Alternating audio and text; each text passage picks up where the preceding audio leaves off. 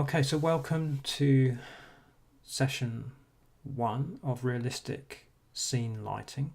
This webinar is copyright 2018 Digital Art Live and Sabine Hagersteck. Great. So welcome everybody to this webinar about lighting in iRay and rendering in that studio. And I'm just going to give you a quick overview about what I have planned for this session and for tomorrow's session.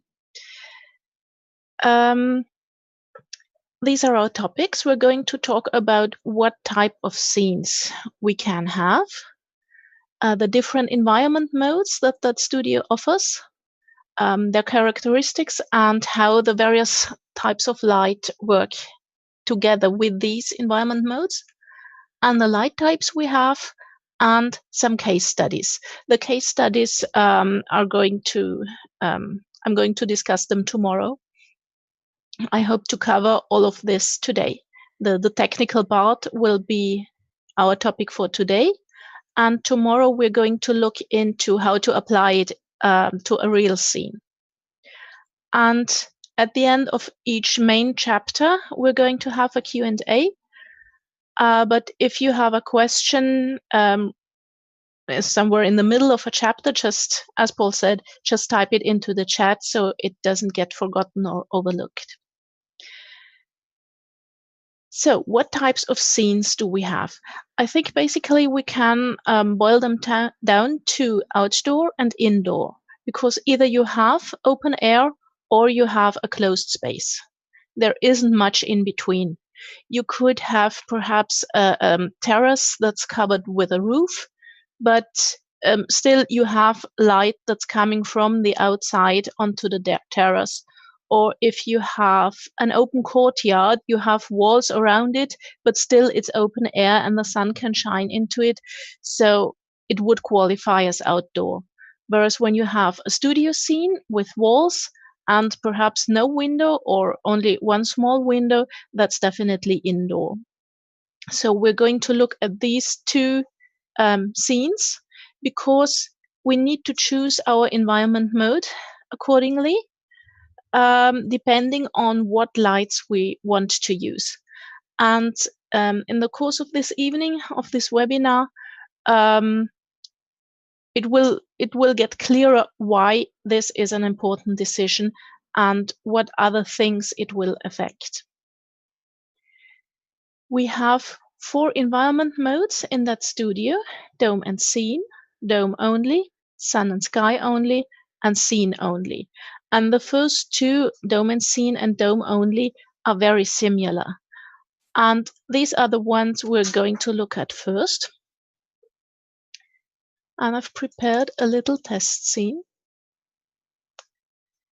Oh, by the way, there is just a thunderstorm going on here outside. It's hailing and raining and thundering, lightning.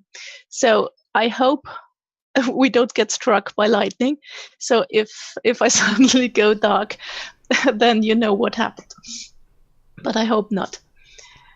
Fingers crossed, right. Yeah. Thank you. I'm just going to drag my scene tab over here so you can see what I have in my scene and what I'm doing. I have a very simple scene, just a little example. I have a plane, I have a cube on it and a small sphere, and I have one spotlight which is currently hidden. Now it's here. That is to demonstrate how the light works together with the environment modes. As you can see, my scene is black. When I delete the light, it gets its default lighting, the sort of work light. If this irritates you, because it's not very nice to look at if you have just this black silhouette, then you can go here to Window and deactivate this Preview Lights option.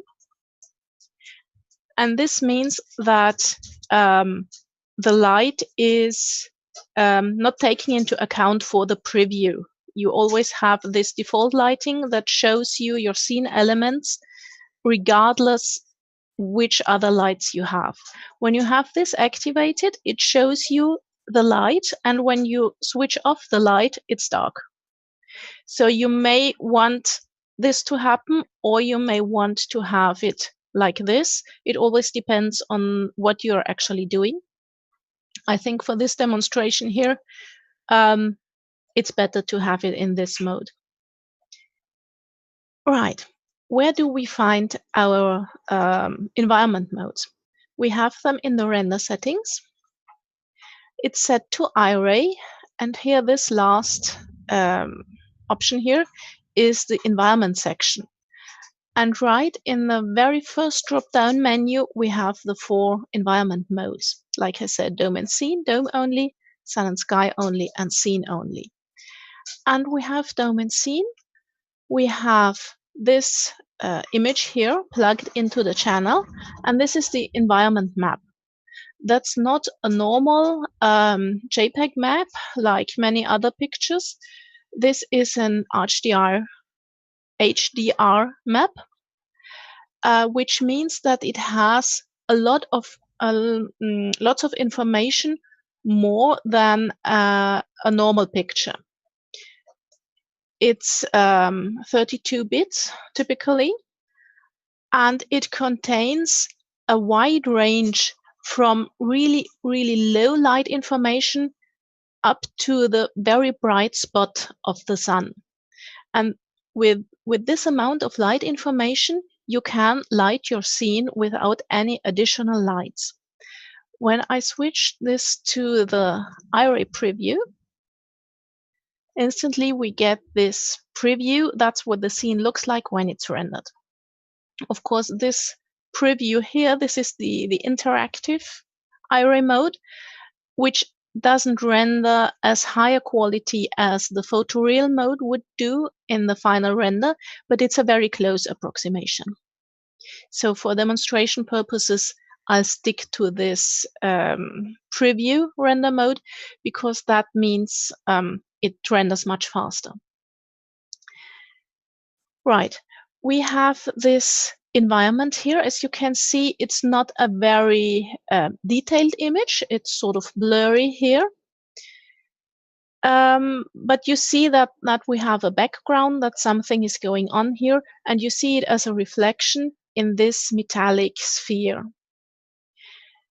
What is reflected here is what you have in your HDRI, in your HDR image, high dynamic range.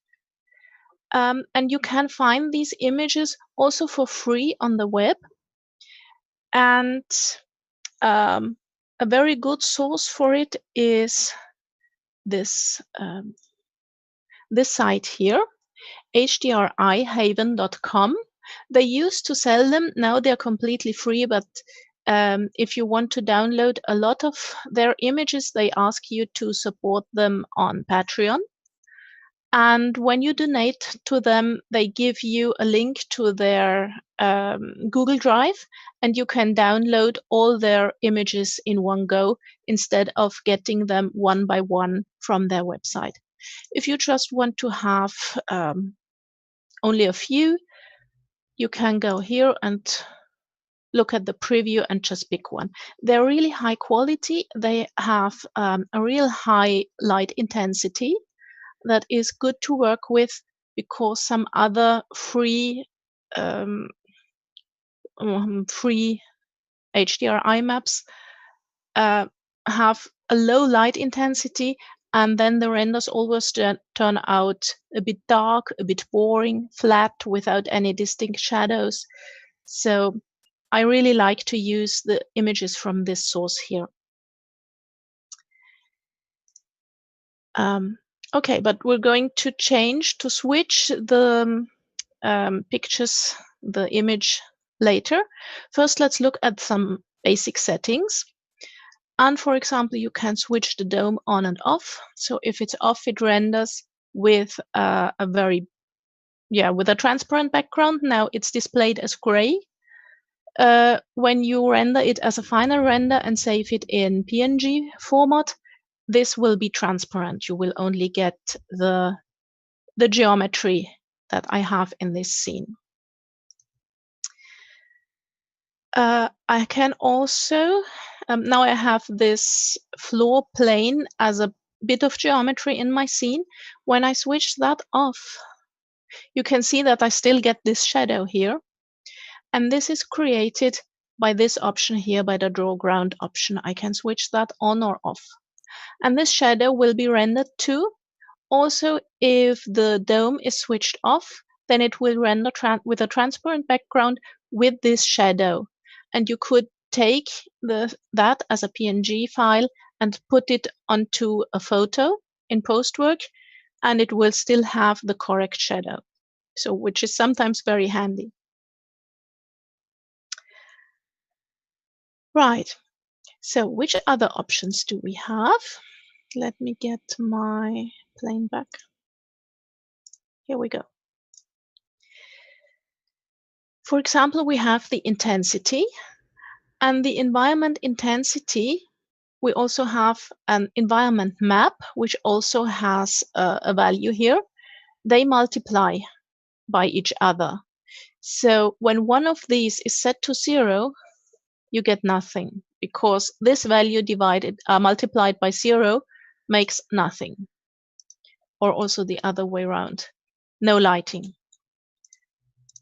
But you have the same effect. If you want to double the effect, you could change this from 1 to 2, and it gets much brighter.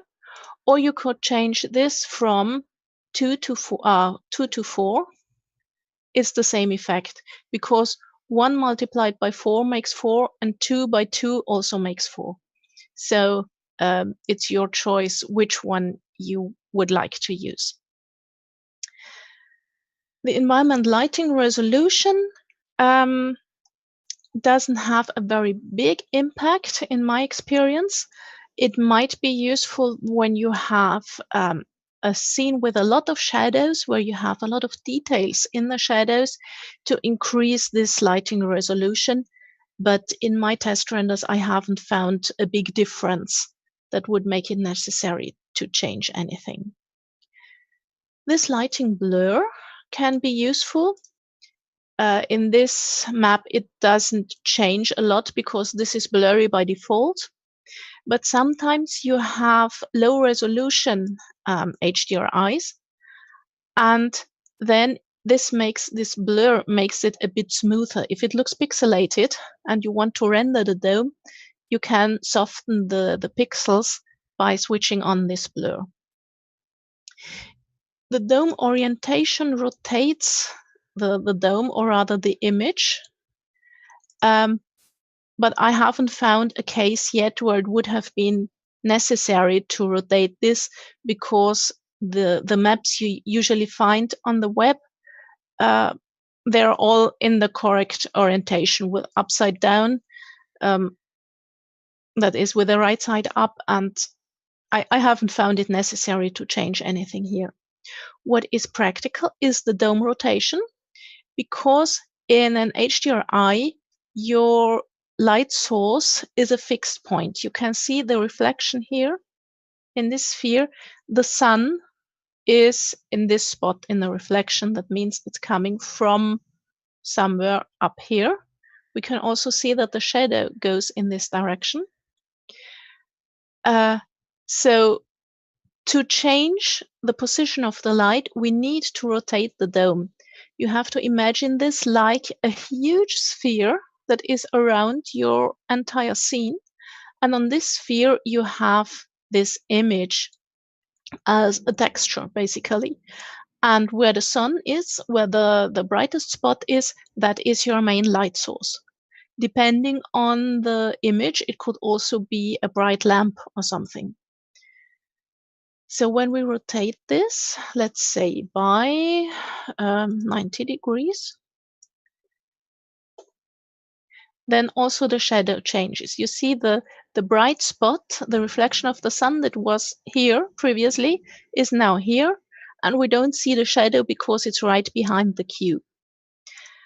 I rotate this some more, and now the light is coming from the opposite side, and the shadow is here. And by doing this, I can look for the best light direction.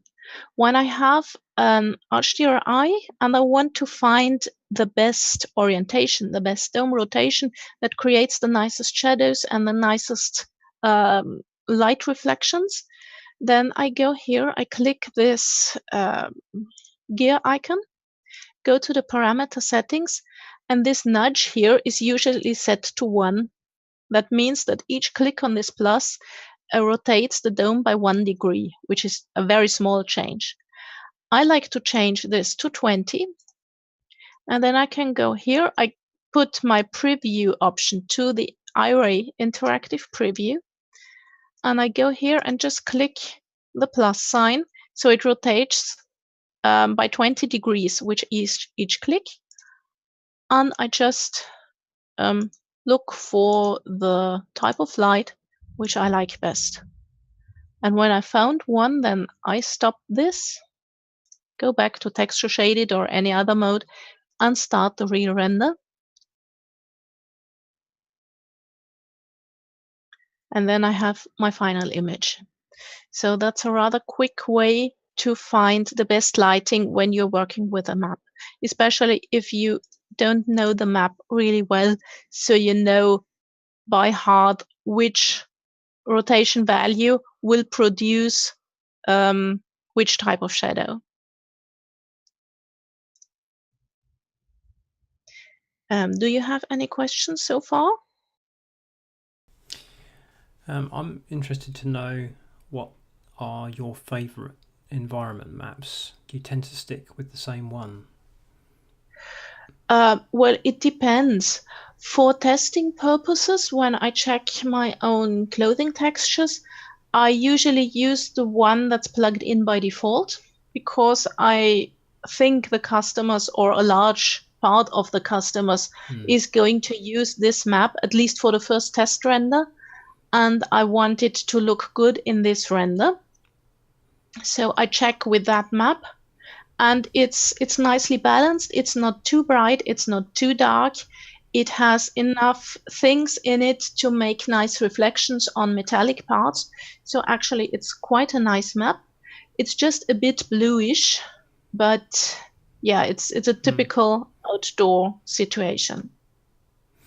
Yeah, that's a good point, because you want your customers to have the same experience, the same expectation Yeah, that you're showing them with your renders, with your promos.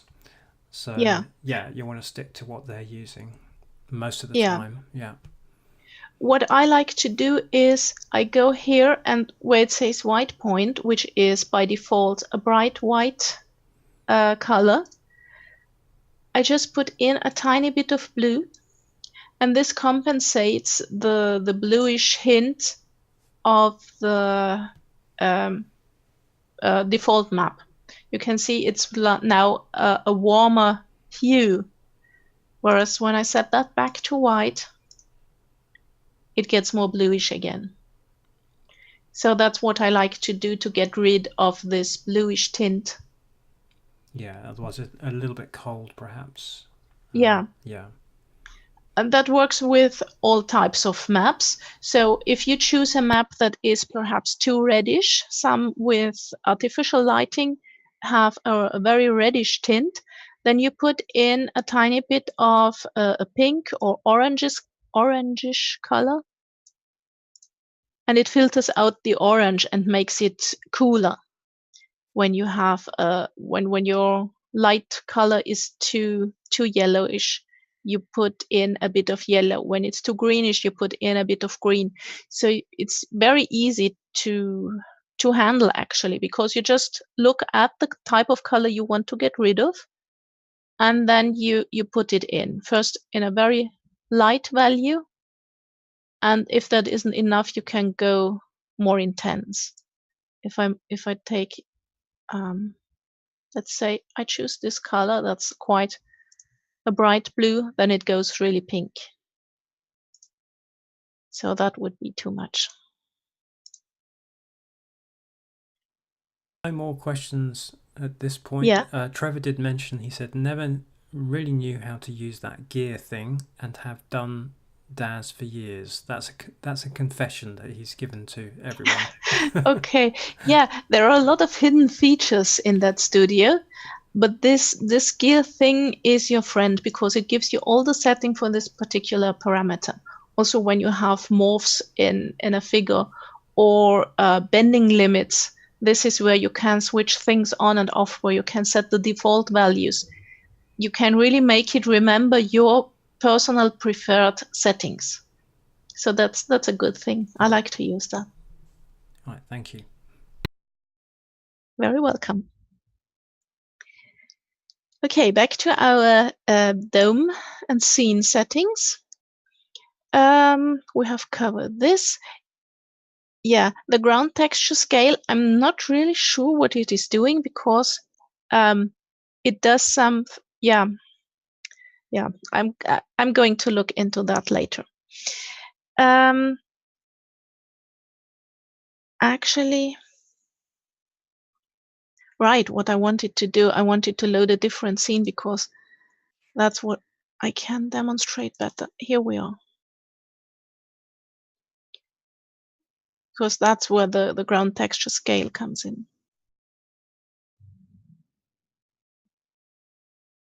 Eh. Oh dear. Okay.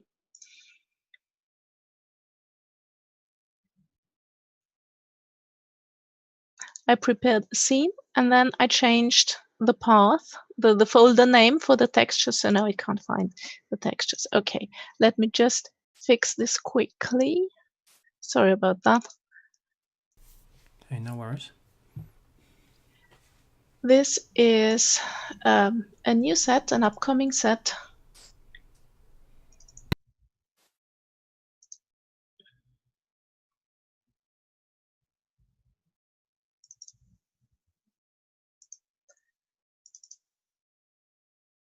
Okay, here we go.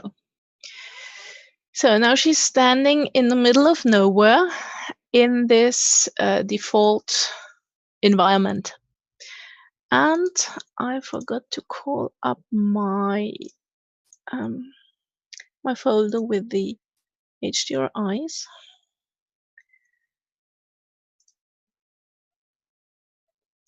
Okay, here we are. And I pick one of the maps I've shown you, which is sort by, no, it doesn't say sort by name. Okay. It's called Ahornsteig. I suspect it was taken in some German park. That's what it looks like.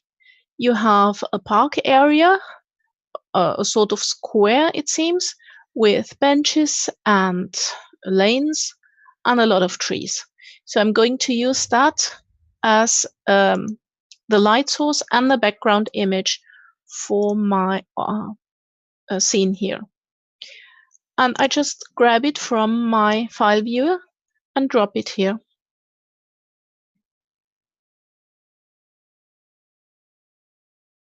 Okay, now she's standing, yeah, not in the best position here. So let's rotate it a bit.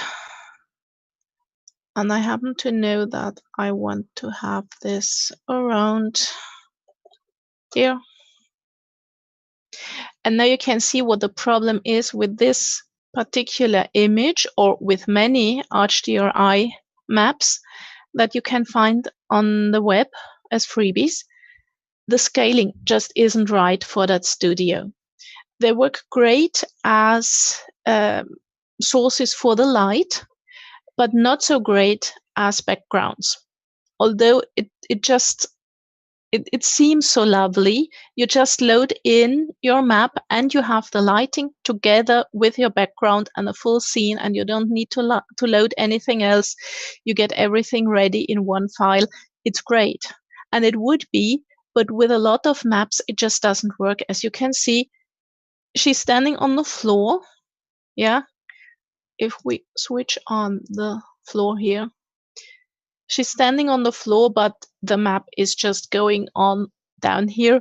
so it looks as if she were standing on the park bench. You can correct that to a certain extent by switching here to one of the other dome modes. For example, infinite sphere with ground. So that Studio tries to create a ground to project the data of the environment map to a virtual ground plane. And you can see what happens in the background with the trees and the bench. So this is definitely not very pretty, although it does work for some images. It depends on what you have in the background. When you have something that doesn't have any distinctive patterns, like grass or sand or water that doesn't have a lot of waves or reflections on it, then it might work. But in this case, where you have the trees, which are more or less straight lines, you definitely need notice these problems here. And you can fix that to a certain extent. You can go here to a finite sphere with ground. When you switch to finite, you open up some more options, and you have this dome scale multiplier and the dome radius. And you can try and see if this helps to fix the problem. I've experimented with this particular map before, so I know that I can get close to it with 20 and 20. So it looks a bit better. This is still rather bent, but it would be okay, perhaps. And you have this ground texture scale. I don't know what it's really doing. It sort of changes the size of the virtual ground plane where the texture of the map is projected. So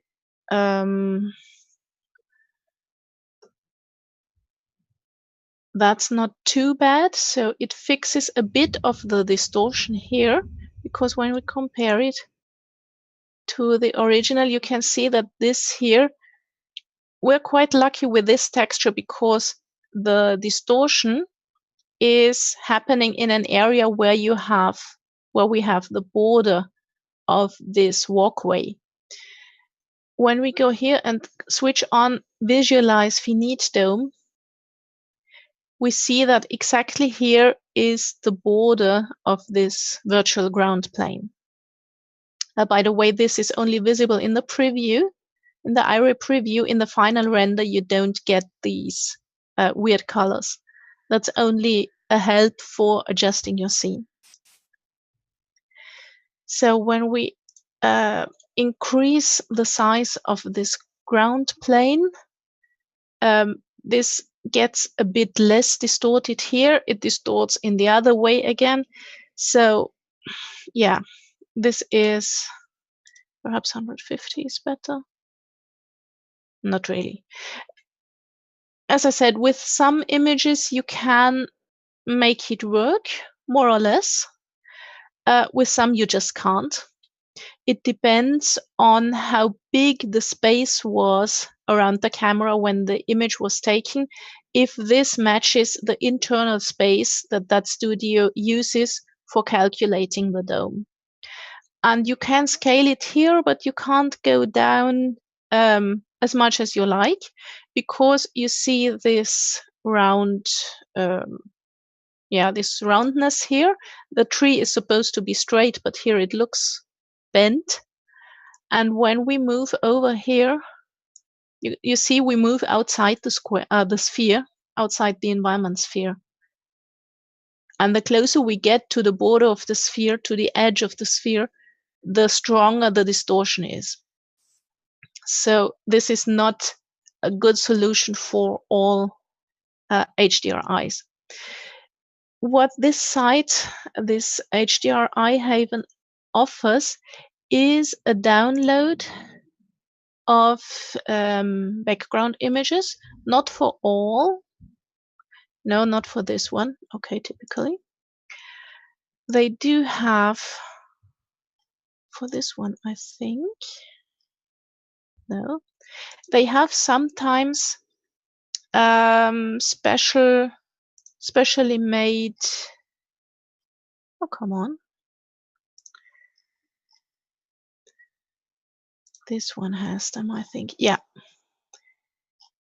They have these back plates, which are just normal photographs taken in the same spot, and you could download them and use them as a background image. So in this case, you would render this without the dome active, but with the ground, so you get the shadow, and then put it together in postwork. So you would use one of these. Where did I put it? Here we go. One of these photos, probably one where you have a floor to put the figure on, and then you would put the figure with a shadow on top, and you would try to find the correct position of the dome, the correct dome rotation to match the shadows, so they both go into the same direction, the shadow from the house and the shadow from the figure, and then it would look naturally when you put it together. That's a workaround. What you can do, and what I also like to use, is the HDRI maps you find in the Dart store, because there are a few that are made specially for the use in that studio, specially adjusted for the internal dimensions. I like to use those by Cake and Bob. They're very good at matching these scales. And let me see which one. Okay, you can't see my content library, can you?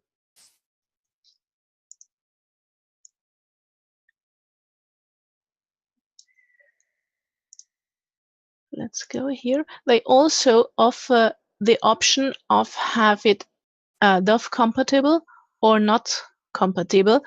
DOF, DOF is depth of field. That means that you can make the background blurry and the figure in focus, which is something you can't do by default just by plugging in an image here. I don't know how they did it. I think there is some scripting going on in the background, but there's one additional feature which I really like. Let's just pick the first one. They also offer different resolutions depending on how big you want to render. I usually use the one with 4K. And you can see they load already the correct settings. So here she's standing in a nice park with the correct scale. There aren't any distortions here. This is straight. The trees are growing up straight and not distorted in any way. Let's rotate this a bit. Yeah, like this. Perhaps that was too far. Like this. You can see the walls are straight. So this looks much more natural than the previous one with the weird rounded trees. So I think I'm a bit of a collector. I guess I have all of their HDRIs by now, and I really like to use them. What is also good to know, now here we have quite a dark shadow. In some pictures, in some maps, the shadow is a bit lighter, because when you have a lot of light things around it and a high light intensity, the shadow gets lit up by the diffuse lighting, and the base shadow on the ground plane that is created by the figure is often too dark compared to the shadow in the HDRI. We have another option here, which is the ground shadow intensity, and we can drag that down a little. So you see it's much lighter. If we go down more, it's barely noticeable. So depending on your scene, you can use this slider here to match the shadow of the figure with the shadow of your background map.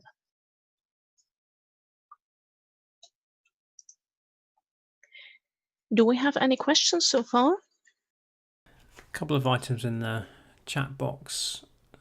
I was asking if anybody else was struggling with their domes, having to fix them, as you've been showing. Salome says absolutely, but I didn't know all of the options that you've just shown us.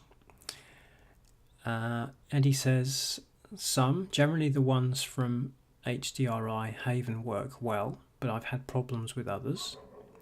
Mm-hmm. Yeah, and B mentions, I think, that the ones that you were showing, they have all very good light and depth of field. Yeah. So, yeah. And I know Trevor likes using, he's into sort of sci-fi. He uses domes that might, have a different type of lighting completely, because it's on another planet as such. Yeah. Mm-hmm. So they will also be computer generated because you can't take photos from different planets. Yes. Yeah. Yeah, they might have two suns as well or something, different light sources all at once. So Eddie's asking, does Escher always use about 4K for HDRI, or how do you decide? Well, for this example here, I could have used the lower resolution. In this pack, 2K is the lowest they offer. On HDRI Haven, they also have 1K. So first, I downloaded just a few 1K maps and just to check out what they looked like. And then I went for the higher resolution. And I would say it depends what I want to do with the render. If I just want to have it as a background, and I often render it in two passes, I render the background separately and the figure separately, and then add some blur to the background. Then I don't need a high-res map if I'm going to blur it anyway. When I want to keep it sharp and I want to render a big render, perhaps for print, then I would go for the highest resolution I can get.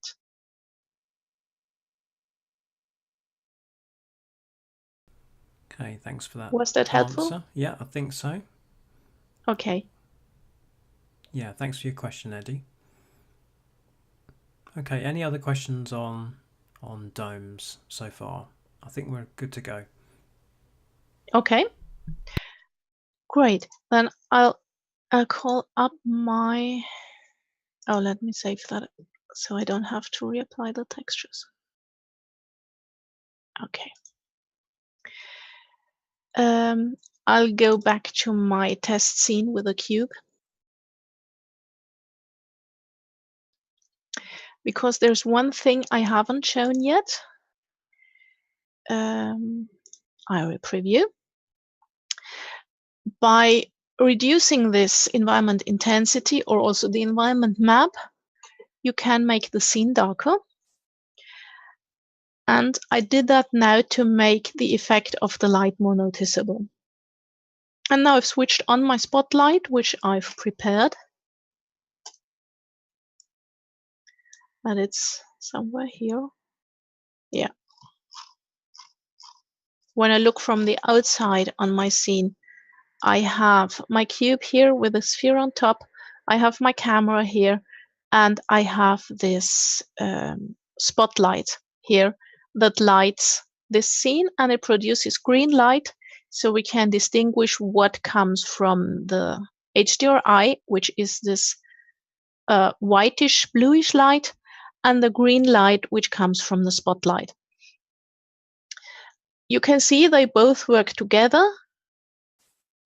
So yeah, which is good to know. In a scene that's lit with this environment mode with dome and scene using an HDRI, you can use spotlights or any of these light types here, which is going to be important when we switch here to dome only. As you can see, The only difference is that it doesn't include the scene in the name. It has the dome only. And although my light is still active, you can't see it in the scene. And this is because this mode, the dome only, ignores all light sources. All light sources like these, which are virtually generated. There is a different type of light source which we could use here, which is a mesh light. We're going to look into that a bit later. But these regular lights, which are sort of mathematical light sources and not really present as geometry items in the scene, these are ignored in this dome only. So let's look at the sun and sky only. And we see my spotlight is still on and I still can't see it. So it's just the same with this, this mode. It doesn't mention scene in the name, which means it ignores these lights. So this is one thing we have to remember for choosing the best environment mode, or when we set up our lighting, it has to go together. I can't set up my lighting with a lot of spotlights and then I want to render it with the sun and sky only. This doesn't work because you don't have these lights in the sun and sky only. This mode has other advantages. It mimics or represents real-world sunlight.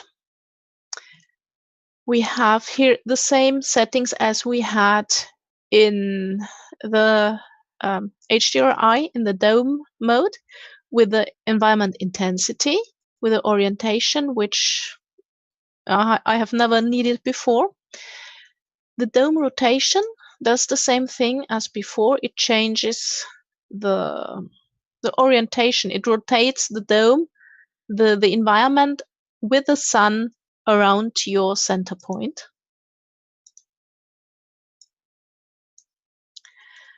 And it has an interesting feature here, latitude, longitude, which is the geographical coordinates of a place, day and time. So if we say, where did I put my, here it is, my Explorer. There is a good website called letlong.net. And it suggests we should look for London. So, okay, let's type London. And you get the latitude and longitude coordinates. So let's put them in and let's see what happens.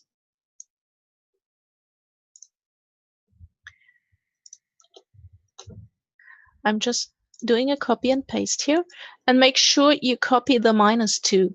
This is the advantage of this site because not all include the minus here. Some expect you to know whether it's minus or plus, but that studio needs it. Okay, so let's switch this to today. We have the 2nd of June, don't we? Yeah. Okay. And the time is 10 o'clock in the morning.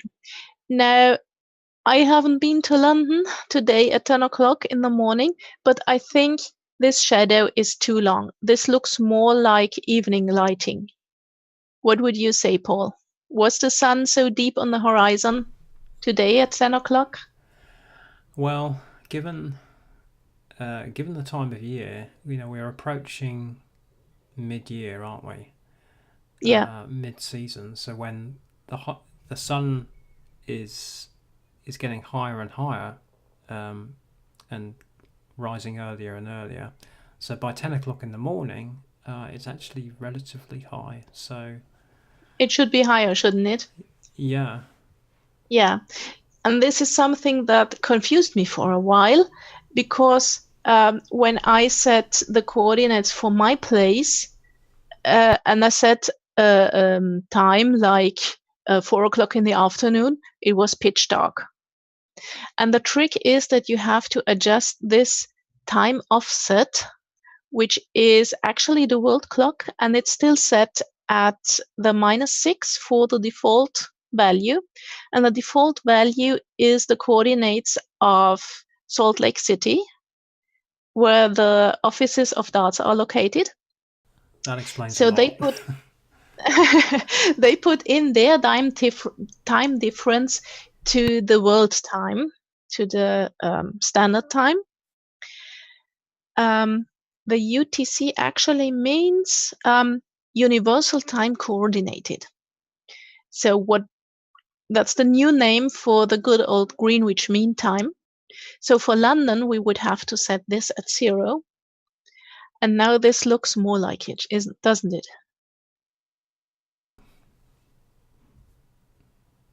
Now the sun is up higher. It has quite a short shadow. So this is more what I would expect.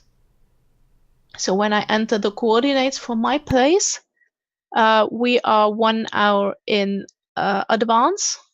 It's 1 hour later here than it is in London.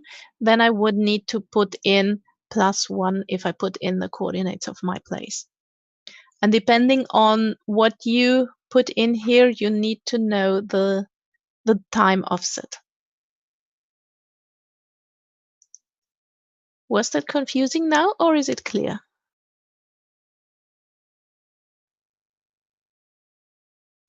Questions on that? Does that make sense? Is Utah really the center of the universe? No, but the center of DARTS. It's the center of DARTS. Yeah, so everyone's clear on that. Yeah. Okay. Yeah. I'll just reset that to the default values. Okay, there is another way of controlling the angle of the sun, which is the sun node here. When you click that, you get a list with all your items in your scene. And actually, you can point the sun to any item in your scene, but it's still difficult to control the angle just by pointing it to something, because you also need to take into account the orientation of this item. The best way is to create a camera. And it doesn't matter which of these settings we have here. I like to call mine sun. And then I can go here and choose a drop down. And in the drop down, I choose my sun. So this is now my camera. And I put it into the same angle I would like the sun to come from. So let's say I want the sun to come from slightly behind, mainly from the side, slightly behind, and rather high. So now I have set this camera, which gives Studio the direction of the camera. And now I switch this sun node to sun. And here we go. And when I change this sun camera, also the lighting changes. I rotate it down here, and now the light is coming from here. So this is very useful because you can see where the sun is going to, especially if you have this this tool selected. This is the universal tool. Then it gives you this little center dot. That means this is the absolute center of the camera. This is where it's looking at. And that is very useful, for example, if you want to make the sun shine through a window. Then you use this camera and you make sure this little center cube here is pointed directly on your window. And then you point the sun node to this camera.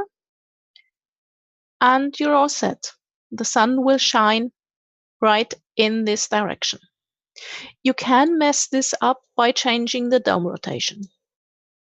So that will override your sun settings. It will still have the same angle, but not the same position. It will rotate keeping the same angle, but it will rotate around your scene. So you might want that or not. If you really want it to go in to shine into the place where you put it with the camera, make sure your dome rotation is set to 0. Does that make sense? Okay, did that last bit make sense? I did have a question from Eddie on what you were showing earlier, and he asked, does DAS use the Euro standard for month stroke day, or does it vary by region? That is a good question, because when I set that to none, I get my settings here back. I think it depends on the settings of the operating system, because I've talked to American PAs who don't use the 24 hours time system, but the 12 hours with AM and PM. And my Windows is German, and we use the 24-hour system, so I could have 18 or 19 o'clock here, and 19 o'clock would be 7 p.m. And they don't have that option. For them, it says AM and PM from 1 to 12. So I really think it takes the settings from the operating system, because I have no way to change this from AM to PM. Greg mentions mine is showing as his system is month, day, year. Yeah. Is that what your operating system is using too? He says yes. Yeah. Okay. Then I think it takes that info to display it like this. Yeah, makes sense. Now, Trevor was a little bit lost about setting the sun direction to the camera, what you were just showing. Okay. Well, the thing is that to create, to find the position for the sun, Studio needs a sort of target point and the direction, the angle, because let's say you tell Studio to focus on this sphere here. Yeah, let's just assume that. But it's a difference whether the light comes from here, nearly horizontally, or from up here, nearly vertically. So you need at least 2 points to define the direction of the light. Just giving it a center, a target object, is not enough. You also need to give it a direction. And this is what the camera does, because the camera looks into a direction, but it is in a different position. Where do I have my camera? Here. I have my camera here, and it has this angle here. And this is exactly the direction the sun will go now. When I switch it over to the sun node, then it will use this. Basically, you make the camera your sun. Perhaps that's the best way to explain it. And when you change the position of the camera and the rotation of the camera, you also change the position and the rotation of the sun. Okay, Trevor.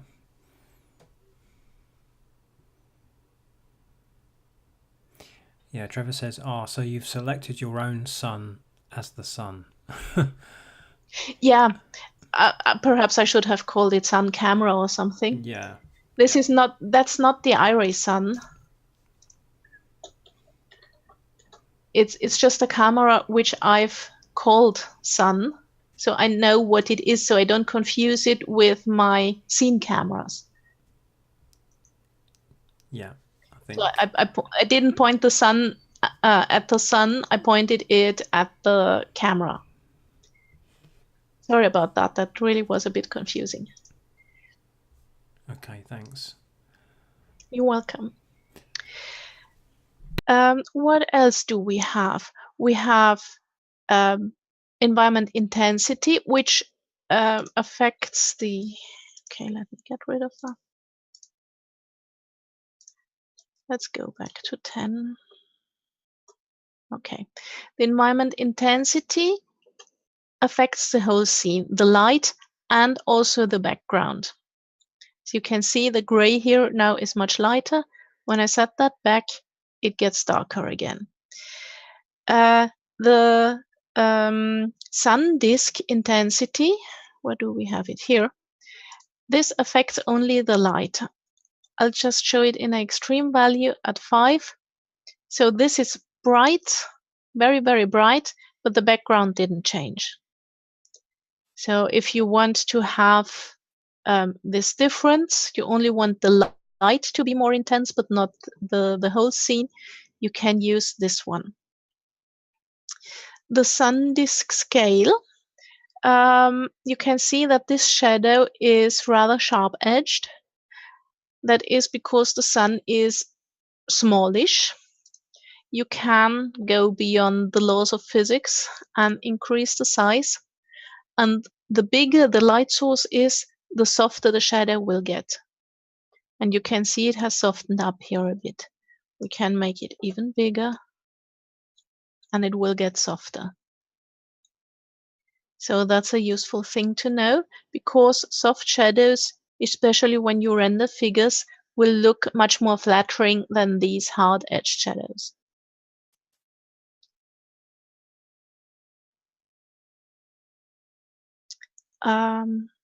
Right. The sun disk glow, this intensity, that's only important when you look directly into the sun. When your camera also shows the spot of the sun, then you can change the brightness of this sun disk in the sky with a sun glow intensity. And also this setting here affects the size of the sun, because usually by the laws of physics it should be much smaller than it is displayed, but most people find a bigger sun in the sky more pleasing than the smaller one, so they set it up to look big and nice. And if you want, if you don't want this effect, you just have to you can toggle this, switch it on and off. Trevor's asking, it's a sci-fi question, I guess. Can you have two suns? Not with this mode. This is set up to create a realistic outdoor lighting for our planet. So if you want two suns, you would have to use this environment mode, the dome and scene, with an HDRI specifically made to show two suns. Trevor goes on to say, so you can edit your HDRI to add a new sun. Yeah, I think he understands. Yeah. You just need to make sure that you don't lose any of the light information.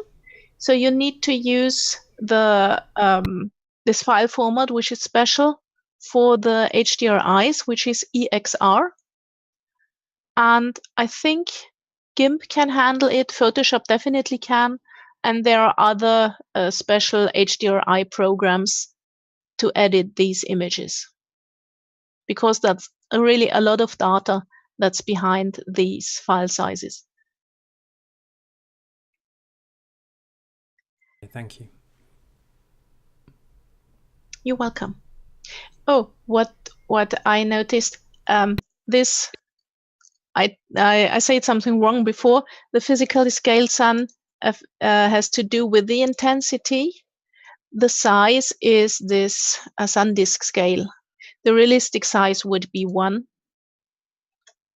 It doesn't affect the lighting, but only if you point your camera to the sun, if you can see the sun. And 4 is the pleasing size, and 1 is the realistic size. Sorry about that. You can also add a bit of haze to your scene. This will also change the color a bit. The more haze you add, the more color gets added to the scene. And you can use this blue and red tint. Let's go into extremes. make it very blue. If you go all the way down to -0 or all the way up to 1, then it's, did I say -0? I meant -1, sorry. Then it's blue, and +1 is very yellow. So use that sparingly if you don't want a very weird effect. And you could also tweak the saturation. And you can change the horizon height,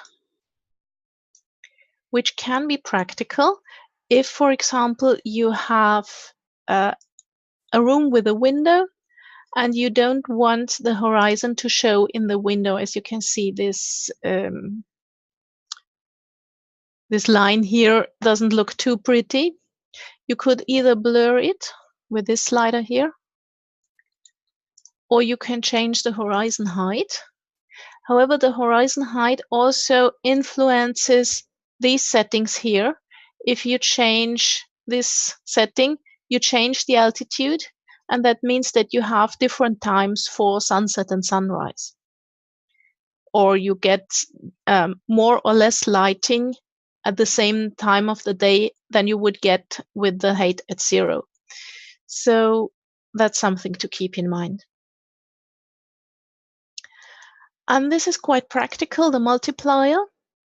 This just multiplies the intensity of the entire scene. And I find that practical when I have typically morning or evening scenes. Let's say I have, let's use this. At 6 o'clock in the morning, the sun is quite low on the horizon, and there is not a lot of light intensity. I like this yellow golden light, but I want it to be more intense. So I just go here and increase that. Okay, that was too much. 0.2 was what I was going for. Or 0.3. So you can gradually increase it until you find something that you like. I still have this golden light here, but the light is more intense. So that's probably what I want for this particular scene. Right, and as I said, it doesn't work together with the lights that are inside Studio. So we need to use other things. What I could use, for example, I need to go back to 10 o'clock. Okay.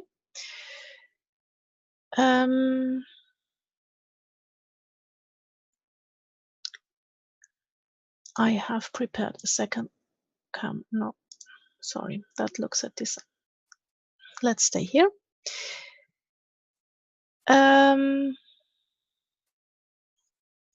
Let's create a new camera. And I turn that around so I see the shadow. Now, if I don't want this area to be so dark, if I want to brighten that up, I could just use a technique that also real-world photographers use, which is using a reflector.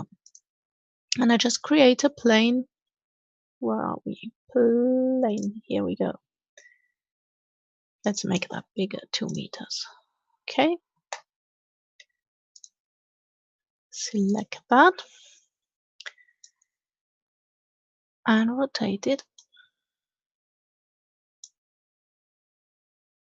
Okay, here we go. Perhaps make it even bigger.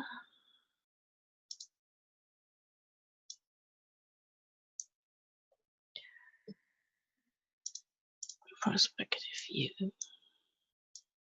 Now the trick is to position this plane that it reflects back some of the light that comes from the sun. You can see this part here, this side of the cube is much brighter than when I hide the plane again. See how it gets darker? And now it gets lighter. This just reflects back some of the light from the scene into the shadow area. And if you make this plane big enough, like here it's about 3 meters or something, and the real world reflectors are really big, then you can get quite nice effects without any additional cost in render times. It's not an additional light source or anything. What you have to be aware is that it will show up in reflections, as you can see here. So you might want to play a bit with the positioning of this plane. But if you don't have any reflective areas or only very small ones, like on buttons or small beads in the jewelry, then it probably won't be noticeable at all. And you can also turn that into a mesh light, which we are going to discuss later. That is, you can make the geometry work as a light source by turning it into an emitter. But I'm going to discuss that later when we're talking about the light types. Okay. Any questions so far?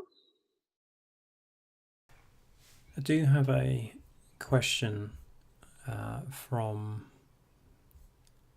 Salome, and you may be covering this naturally a bit later. But Salome is asking, could you give an example of which kind of promo you would use a dome only compared to using a dome and scene, or compared to using sun sky only? Actually, I can't really think of any example where I would use dome only. I've never used that for all of my renders. I use any of the other three, but never dome only. I don't really know. Perhaps if you have a scene where you have a dome and some lights or spotlights for a night lighting, and then you change your HDRI image to a daylight image, and instead of editing all the lights to switch them off, you just switch to dome only. So you only get the daylight lighting of the HDRI and not the lights in the scene. That's the only case I could think of where I would find this useful. But other than that, I don't know actually why it's there, because you could just, if you have a light, either don't use a light in the scene at all if you don't want it, or switch it off. The only reason is that perhaps if you have a lot of lights, it gets tedious to switch them off, so just switching the mode gets rid of them. So perhaps that was the reason. Does that help to some extent, Salome? Yeah. Okay, thank you. I think as we go into other types of scenes and lighting, some of that may become more apparent. Yeah, probably. Okay. So we have said that the dome and scene can have lights like spotlight or point light, distant light, etc. Dome only can't, sun and sky only can't. This mode here is called scene only. What would you expect it to do?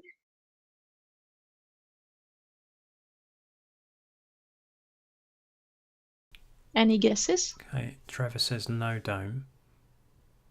Right, no dome, definitely no dome.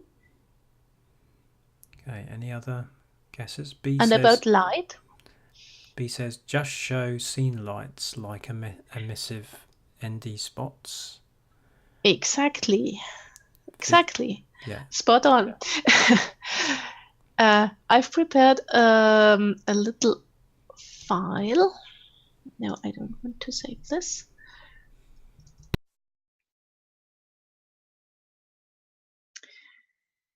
I have here, let me show you in the perspective view. I have a small sphere that's a meter in diameter in a big box with one side open. So I have some walls to show the light effects. And my mode is scene only. And since I don't have any light sources here, it's just dark. I don't see anything. So let's add a light. And the first one I have in this row here is the distant light. And the distant light can be used like a camera, which is I can look through it and I can't, well, yes, I can change the position. But most important is to change the rotation. And now you see I have this light within my cube here, but I still can't see a thing. And this is because a distant light doesn't work like a spotlight or a point light in the sense that it has a position.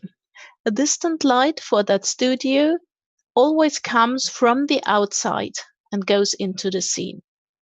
So I can't put it inside this box, which is why I don't see anything here, why it renders pitch black here, because this box is blocking the light. When do I have my scene tab? Here we go. When I switch that off, yeah,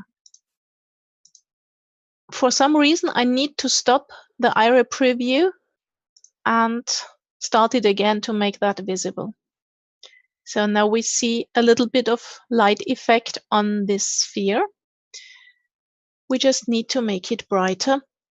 And with that studio lights, you always have to go here to the luminous flux and add. I usually start by adding 2 zeros and see what happens. Okay, the distant lights are very bright and yeah, quite hard. They create hard-edged shadows, and you don't have any setting to soften them. They were originally made for 3D light to create a sunlight effect. It's directed light, a parallel light, which means it doesn't start at one point and go out like in star shape, but it's parallel light rays, like the sun basically is for us, or we perceive the sun as to be parallel light. But for Iray, we have better options, like the sun and sky mode. As you've seen, we have more options to control the intensity, to control the softness or hardness of the shadow, to control the ambient light around it. So for Iray renders, I would rarely use a distant light because it's a bit difficult to handle. You can't put it inside things. It always comes from the outermost point. So really, if you want a sunlight effect, I would recommend using the sun and sky mode or a bright HDRI map, and not really the distant light. So let's get rid of that. Let's rather use the point light, and we have two. We have this point light and we have the linear point light. They have a different light fall off in 3D light, but they work just the same in Iray. So let's just use one of these. And again, go here and add 2 zeros. Excuse me.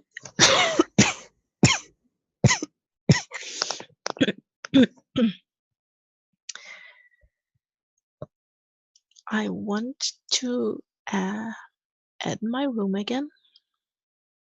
Here we go.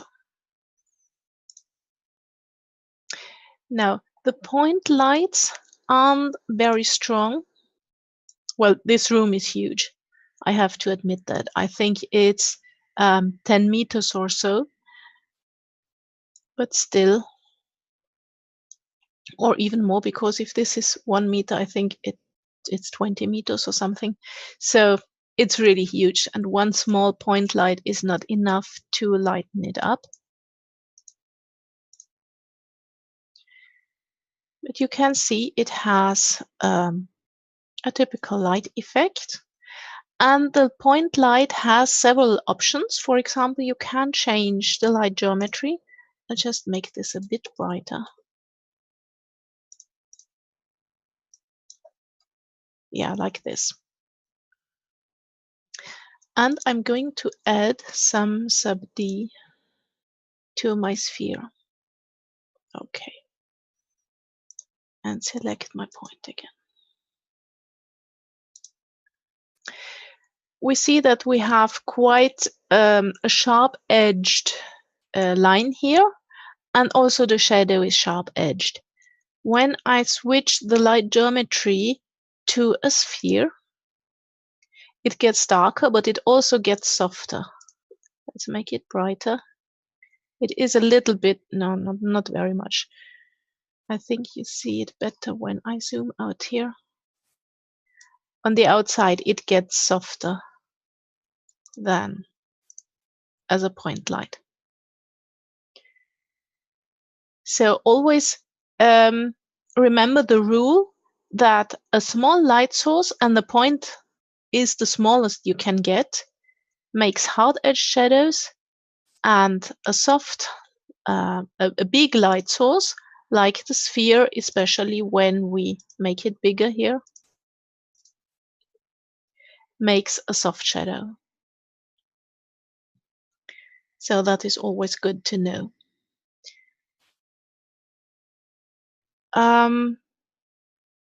Let me just move this over a little bit.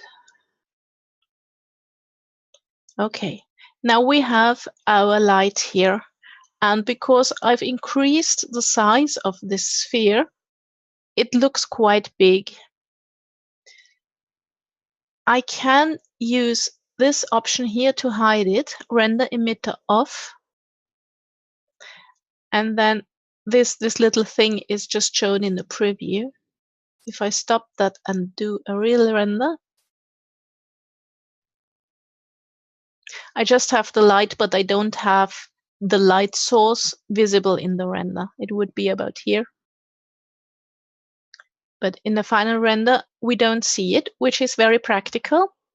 The only thing is that if you have some transparency between the camera and this light, you get problems because then the light isn't invisible anymore. So let's add this plane. And here we go. Oh, come on.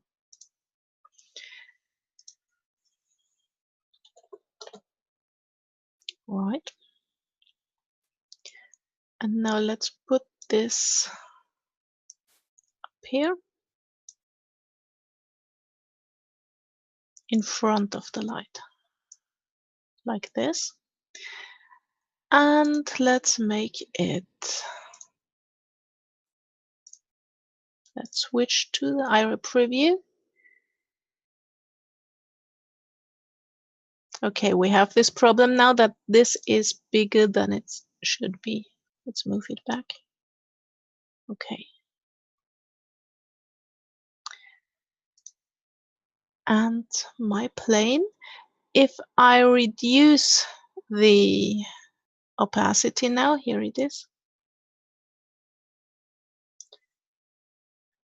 If I have a transparent or half transparent object in front of an invisible light source with the emitter turned off, it gets visible again when I have this object with a transparency in front of it. So it's not, the ultimate solution. So if you want to use invisible lights, just make sure you don't have any transparent objects in front of them. It's just a limitation, because in real life you couldn't make invisible your lamps either. So it's already a bonus that you can hide them in that studio for your render. Having it work together with transparency at the moment is asked too much. We just have to work around them.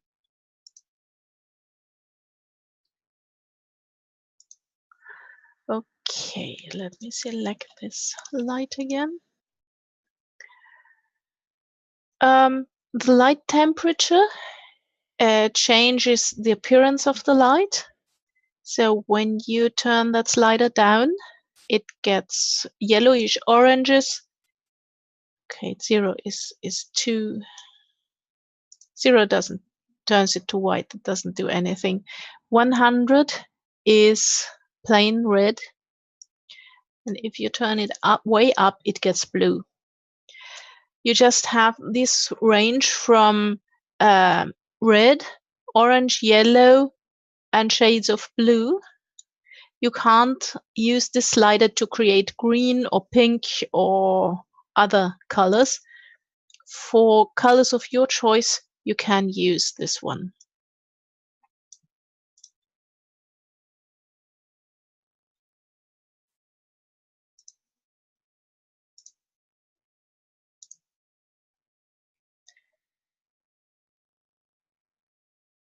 What you can also do is you can use a light profile, an IES file, and there is, okay, let me stop this for a moment.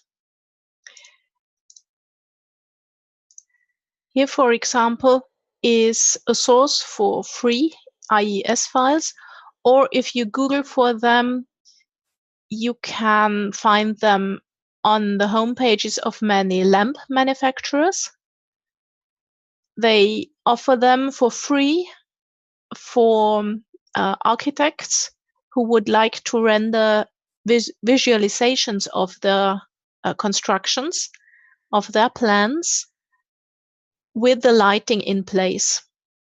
And these files are an industry standard, and it also works in that studio. I'll also give you a link. I'll send Paul the presentation file I used at the beginning.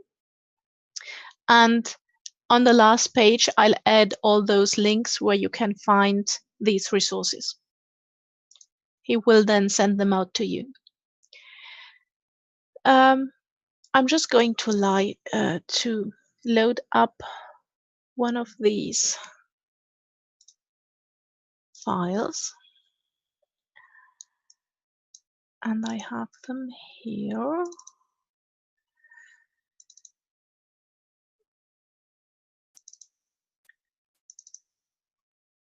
Okay, let's use this one. To make them really visible, you need to put them into the right place, because the first thing you need to remember is that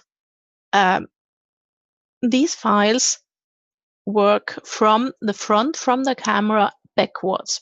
So if you want your light to light down, you need to rotate it by -90 degrees on the x-axis.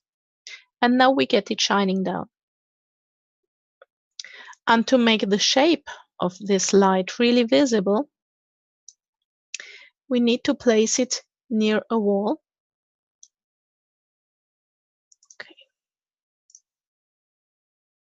But not inside. That was too far. Here we go. Okay.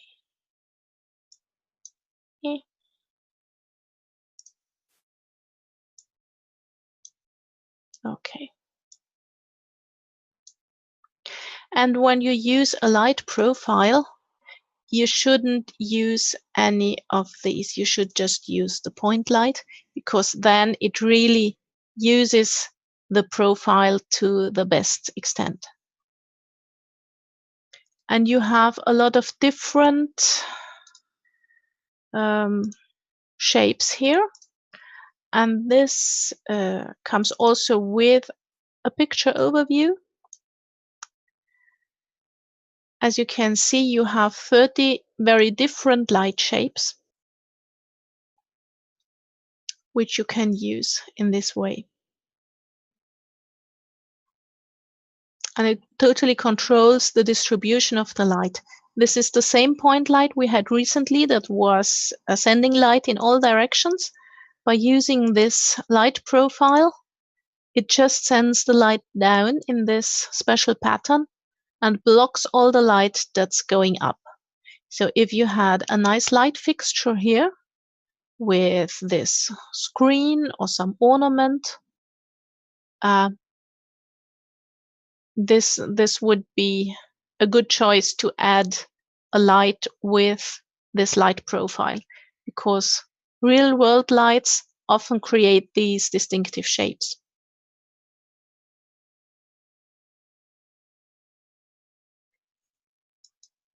I've got a question from Salome about these light Yeah. profiles. Do you happen to use some of these on your promos? I use them in my set with the Chinese living room and the Chinese bedroom. I use them in the product, but only for promos. No, not usually. They are more for architecture, for decorative purposes. For rooms and so forth, Yeah. yeah. Yeah. There are also generators, because I wasn't sure whether I could use these downloads in a commercial product.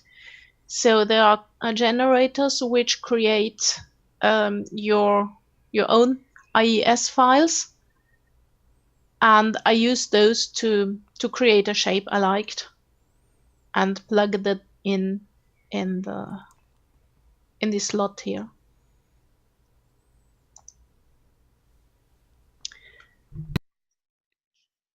Okay. We've covered the point light now. I would just add a few things about the spotlight. I know the time is up for today, but I would like to cover the spotlight now so we can move on to other things tomorrow. What do you say? Yeah, I think so. How long do you think it will take to finish this point? Perhaps 15-20 minutes. Yeah, let's ask the audience. So, can we go another 15-20?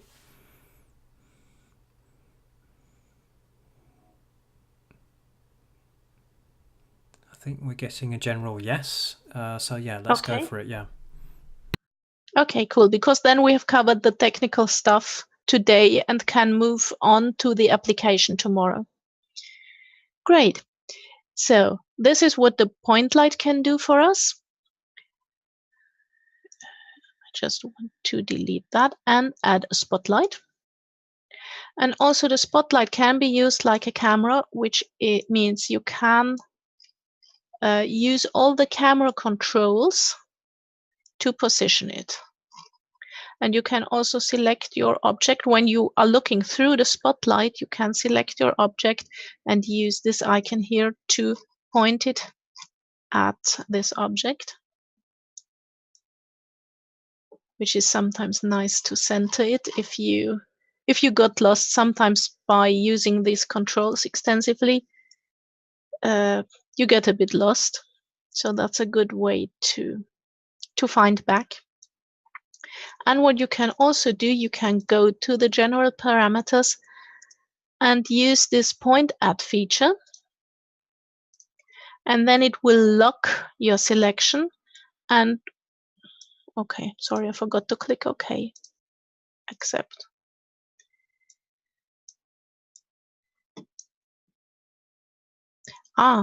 Yeah, right. I pointed the sphere at the sphere. That was not particularly clever.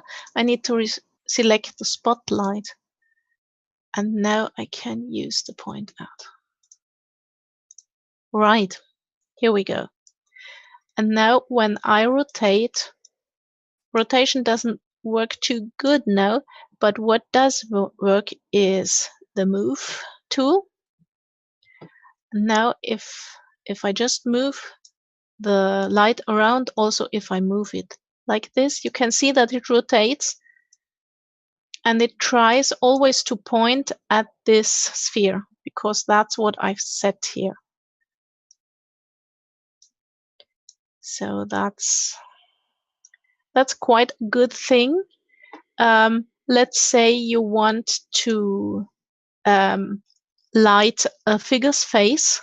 So you could point the light to her head and then just move it around, and it will also always be pointed at her head. And you could just change the distance and the angle and everything, and it would still always be focused on her head. So that's a good solution in many cases.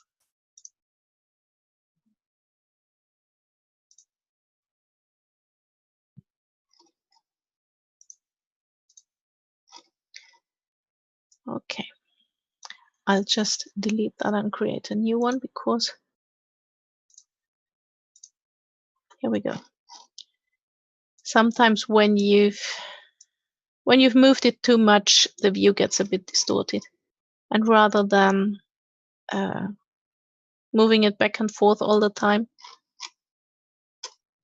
I just, did I delete this sphere again? Right, I think that sphere doesn't really like me. Yeah, it's gone.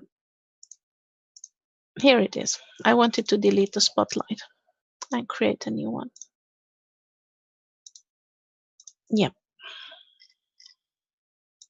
Okay. So again, with the spotlight, we need to increase the light intensity.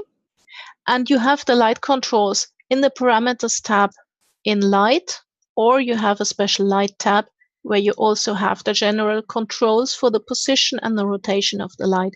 So whatever feels more comfortable to you, it has exactly the same controls.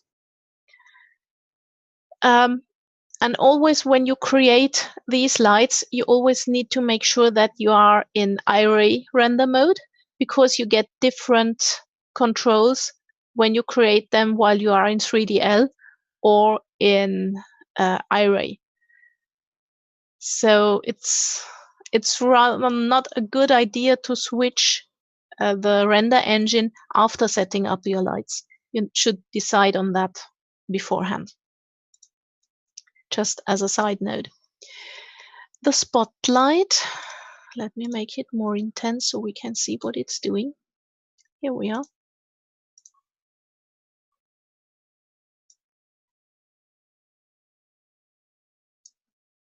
Okay, why can't I find, I know. I need to stop that.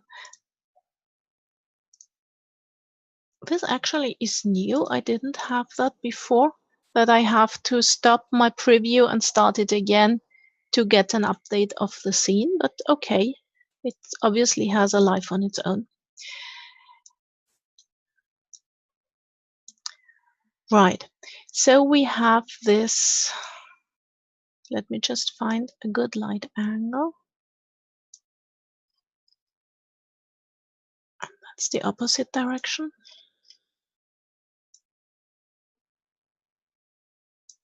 Yes, I want the light to come from here. Yep. Okay.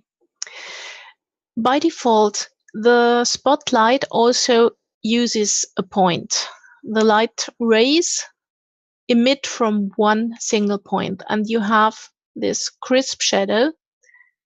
So let's change it to a disk, and let's make the disk a bit bigger. And now we have a softer shadow here. Can also make this really big. And then we have a very soft shadow. Now, this shadow is completely black, or nearly completely black, because that's the only light source.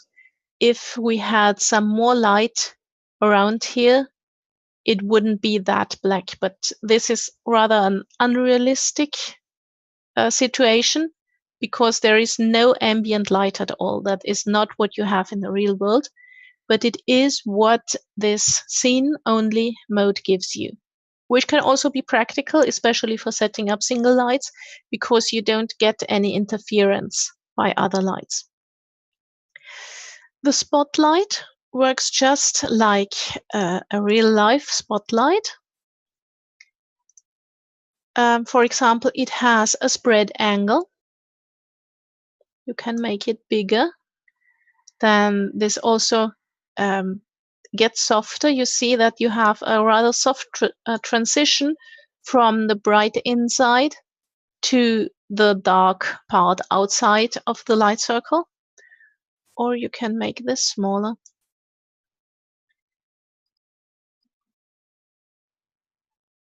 Okay. You have only a small circle, but it's crisper and clearer. You can also use this control here to drag the size of the spread angle if you don't want to use the slider. You get these controls when you have the universal tool selected. You don't get it with the other tools. You could also use this to drag the light around.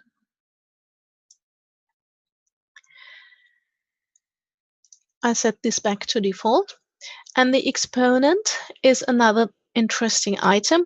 The exponent controls the fall off, and that means it controls how fast the light intensity decreases when it goes away from the camera. So basically this area of transition. By default, it's set to 4. Let's see what it looks like at 0. You can see it has a bigger area, and actually I have some here we go, this one, that's what I wanted, and I set this back to so it stops rendering in the background. Here we go. I have the spread angle at default value and the exponent at 1. You can see that it has a uniformly lit circle of light. And now this is default value exponent 4. You see that this area of transition is a bit different. Here it is a bit more sharp-edged, but it has a bigger area of light. Here the lighted area is a bit smaller, but it has a softer transition. And this is with an exponent of 25, where you have more light concentration inside, but the area of light is smaller. And this is the exponent of 50, where you have a really bright spot in the middle, but a small area with a nice, soft fall off. So it gets brighter because the spot still emits the same amount of light, only the area it covers is smaller. So that means that in some parts of this area, it is brighter. And oops, sorry. That's an example where I have used the IES profiles. But we're going back to that tomorrow. I also wanted to show, I think I called it differently. Spot exponent. Yeah, that's it. These two are similar. One is with the exponent at default value and the spread reduced, the spread angle reduced to cover the same area with the light. And this one has the default spread, but a higher exposure exponent value. So they are similar, but you can see that this one with the higher exponent has a brighter, slightly brighter spot and a slightly different outline here of this bright area. So there are a few small differences, but if you want them in your scene, just experiment a little. You can really create a lot of different effects, even if the difference is small. But it depends on what you want. I think this one is a bit more resembling a real world spot. But of course, it's a matter of taste which one you prefer.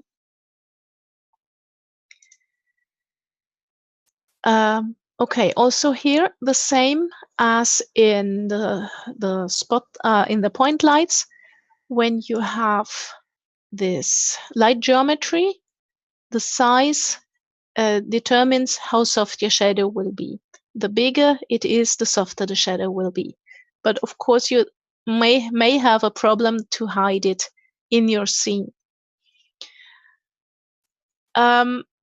What I have noticed is that rectangle and disk render fairly fast, and sphere takes much longer to render. And these two don't have a big difference in the looks. So now I have set it to disk. Now I set it to rectangle, and it's not a big difference. It does make a difference in sphere. I think I need to scroll out a bit. Oh, sorry. That's more noticeable now. There is a little difference.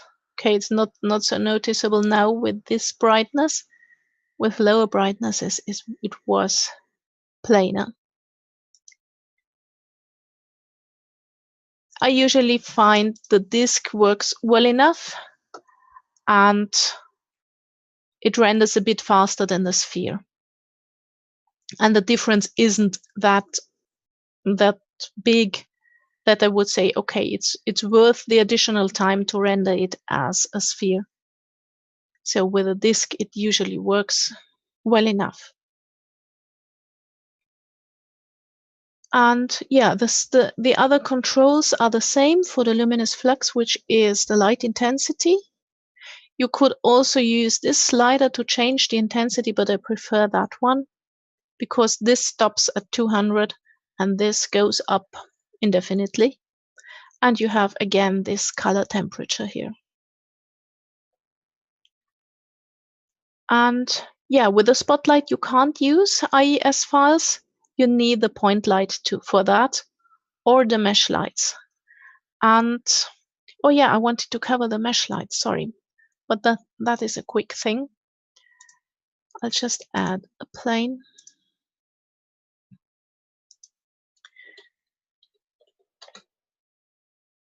No, not translate. Rotate. Okay. Perspective view. Okay, here we have this plane. And I go to surface, I select the surface, and no, that was the one.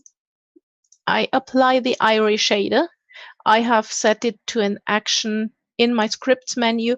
You can also load it directly from the library.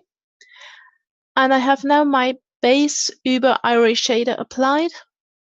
And I scroll down until I find the emission color. And for this, now I set it to white. And again, I add 2 zeros. And here we have a glowing plane.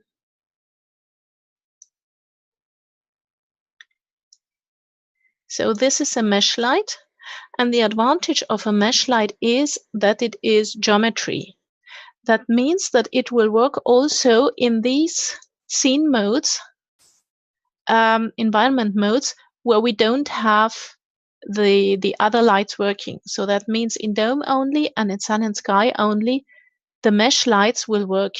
So these are your solution if you want to render with one of these and need additional lights.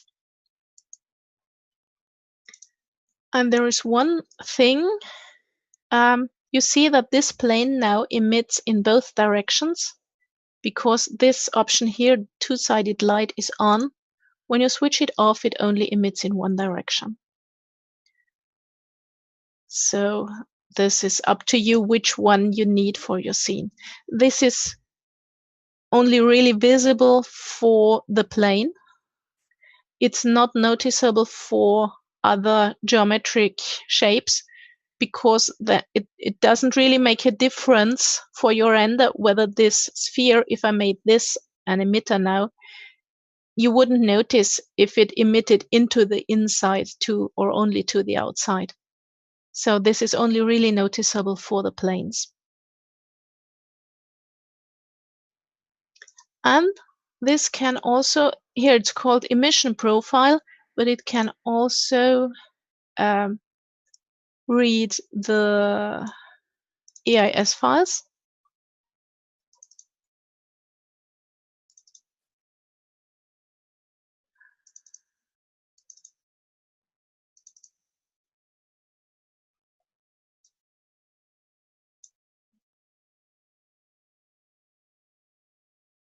And I can also, well, with the plane, it's a bit difficult because, as we've said, we need to rotate the object by minus 90 degrees on the axis. And that means the plane would emit sideways. So that doesn't really work well now. Let's create a sphere. Okay. Mentions that you can also go into tone mapping without cranking up the light's output. Yes, yeah, but there is a downside to it. It renders faster and better and with less noise when you have a lot of light, intense light, bright light in your scene, instead of just increasing the tone mapping. Okay. Because Iray, when it has more light rays to work with, it's faster.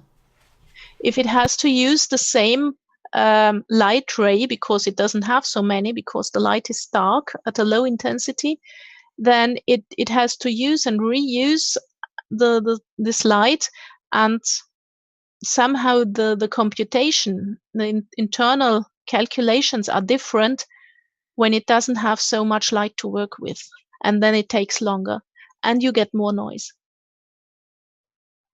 Yes, thank It's you. like the same.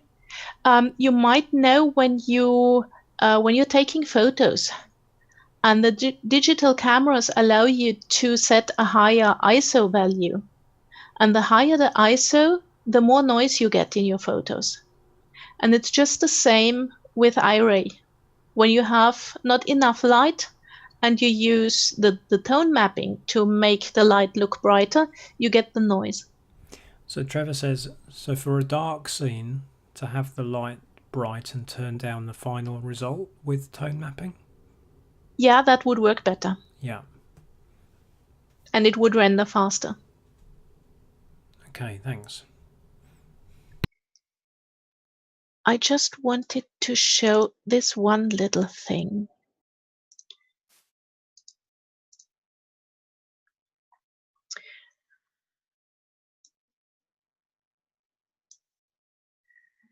I just need to rotate this.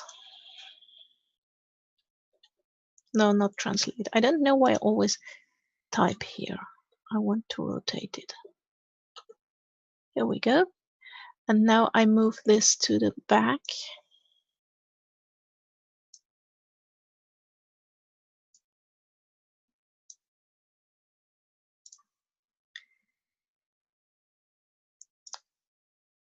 Okay, and why don't I see anything? That's interesting.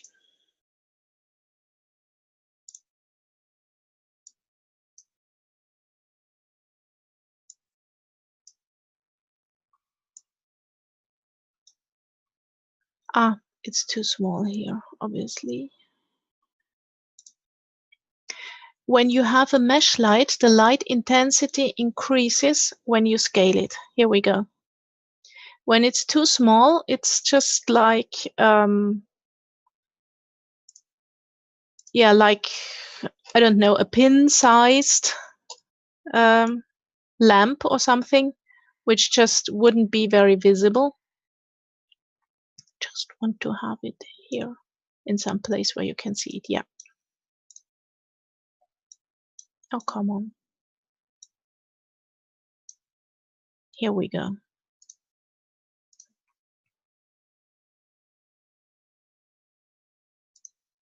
Now this is, we can still see our the shape of the mesh, That's just natural. And we also have the effect of the light profile. This is half sticking in the wall. That's not good. Here we go. So with the mesh lights, you have the same possibilities as with the point lights, which is quite a good thing. The only thing you don't have this spread angle as you have with the spotlights. You would need to use one of these light profile files if you wanted to restrict your light to a certain shape. Or you would have to build in additional geometry that blocks the light, which is also what you would do in real life to block a light bulb from emitting in all directions. You would put a lampshade, a solid lampshade around it, so it lights only what is in front of it and not what is on the side. Yeah, so that was it from my side for today. Okay, any further questions to do with this session, for the content of this session? I think tomorrow is going to be more application, practical. So we'll see some scenes from that Esha's done in the past, or has spotted that would be really good for the class to see for examples. Exactly. Oh, ghost lights. Yes, just Trevor's asking, are ghost lights really emissive lights? Yes, they are. And I can show you how they are done. I'm going to make this sphere a bit bigger. Okay, now this is quite big, but never mind. And I'll delete this profile.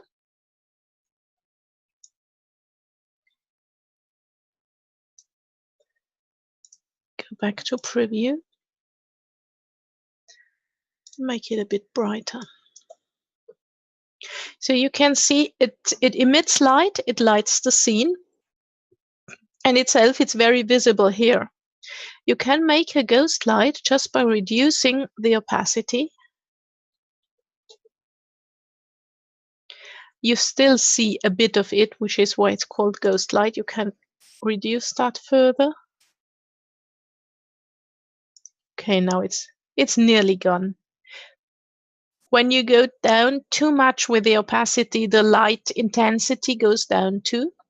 So you might want to increase the light intensity if you make that even more transparent.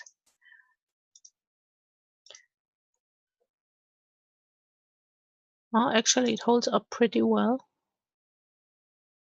In some scenes, you need to increase the light intensity. If you know where to look and if you know where it is, you can still see a slight shadow here, or rather the opposite of a shadow, but it's not really noticeable. So this is what you would call a ghost light. Okay, yeah. Trevor's comparing it to the Cheshire Cat in Alice in Wonderland, with the... Oh, yeah. Okay, I think we'll look forward to session 2 tomorrow. If you can give Esha a warm thank you. Vicky says, just wanted to say, great information, very well presented. This filled in so many knowledge gaps for me. Looking forward to tomorrow. Salome says, thank you very much, Esha. Great session. Thanks. Glad to know that you found it helpful, and thank you for attending.